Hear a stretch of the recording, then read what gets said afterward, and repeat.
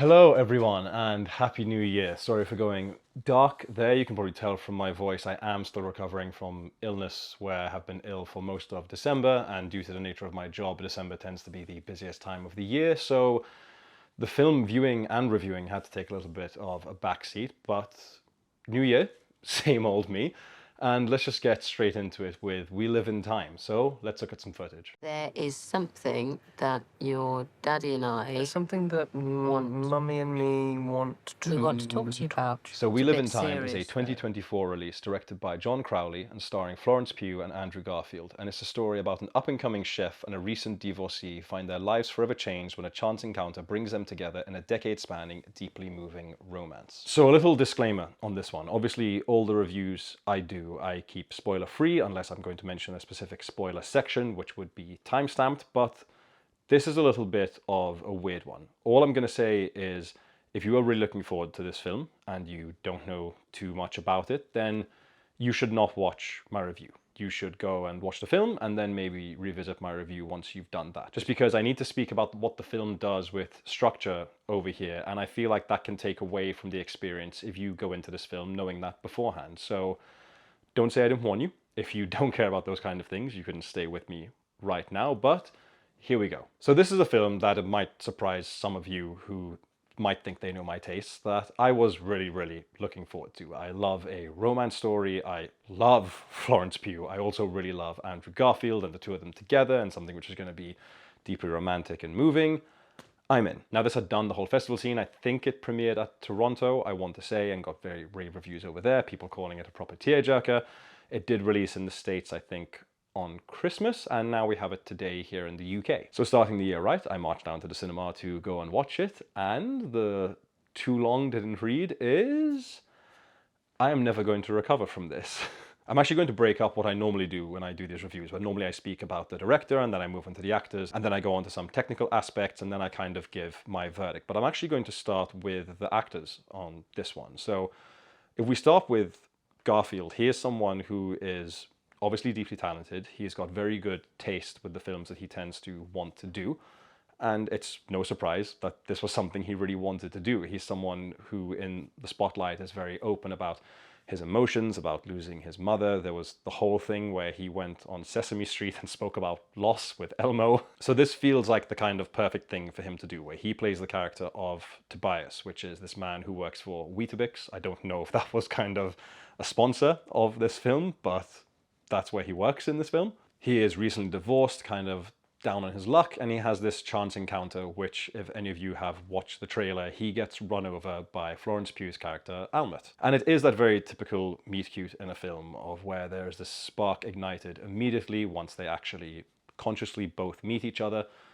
And in other films, it can be a problem because it's not always believable. But what you have here between both of the performers is not just two fantastic performances, but just the chemistry. The first time that Tobias looks upon Almut after coming to from previously being run over by her, you can see how starstruck he is in his eyes, and likewise with Almut to Tobias. So then as the film progresses and these characters become closer to one another, you just totally believe every second that these two characters are together, whether they're doing something romantic or they're just hanging out or they're having an argument. And having this kind of chemistry between two performers, both respectively performing to the top of their game in this, you would kind of think that the film was going to heavily rely on one performer over the other, of one character having much more dramatic scenes or dramatic circumstances. But the film actually puts this really nice balancing act between the two, where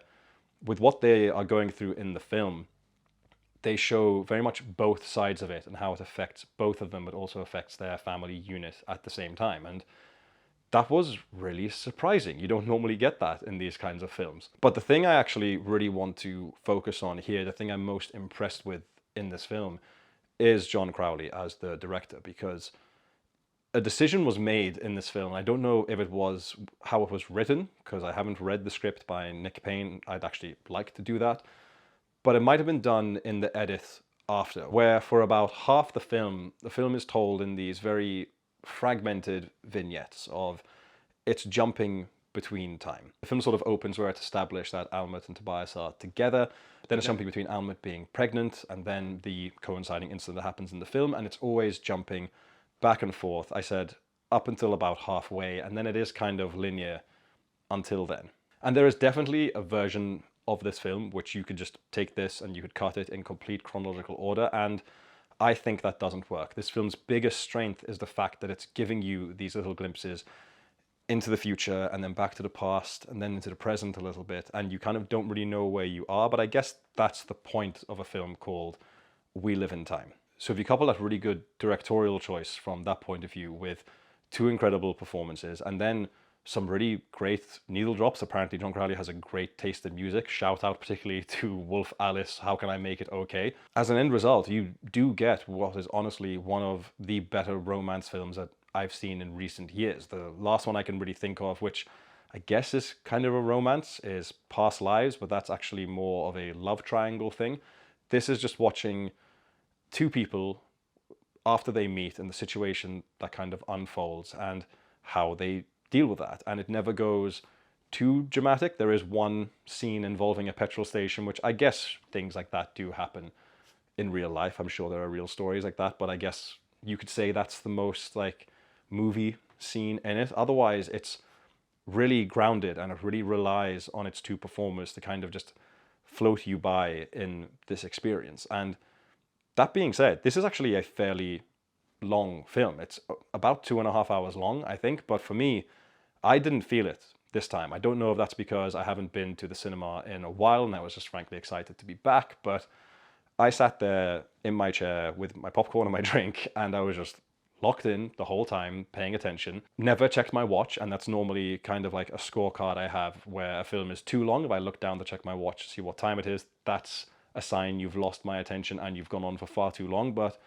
never happened once in this film, I'm happy to report. So I guess to really bring it in and conclude it all, I really, really enjoyed this film, if you can actually say that, because fair warning, it is a sad one. Take tissues with you. I definitely could have used a set of tissues myself. But it's obviously not perfect. I don't really know what I would change or what I would add. Maybe one or two more scenes involving Almut and the family, but this is a really, really great film. And if this is a sign of things to come, of films that are coming out this year, and there's a couple that I've got my eye on, we're in for a good one. I mean, we like to say that we're so back. I think we've been back for a while, but I think it's established that now we are back with this. So, We Live in Time. Highly, highly recommend it if you're a fan of these kinds of stories. Even if you're not, like, come on, grow a heart.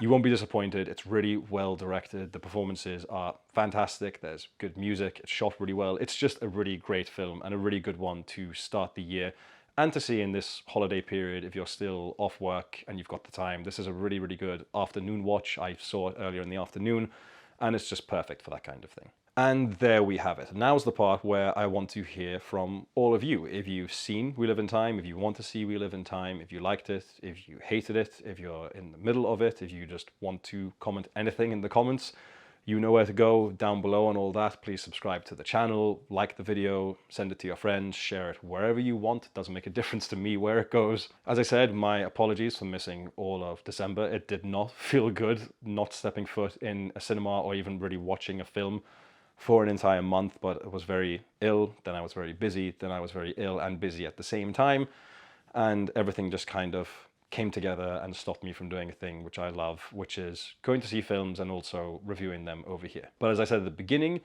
new year, same old me. I am going to continue doing this. As I mentioned before, I really enjoy it. I've actually got another film tonight, highly anticipated Nosferatu, so a review should be out for that tomorrow. I hope, if I manage to get a review done tonight for that, but until then, savor every moment that you have with your loved ones. We know that time is precious. I hope you've had a good start to the new year. I hope you had a happy holidays, and thank you for watching.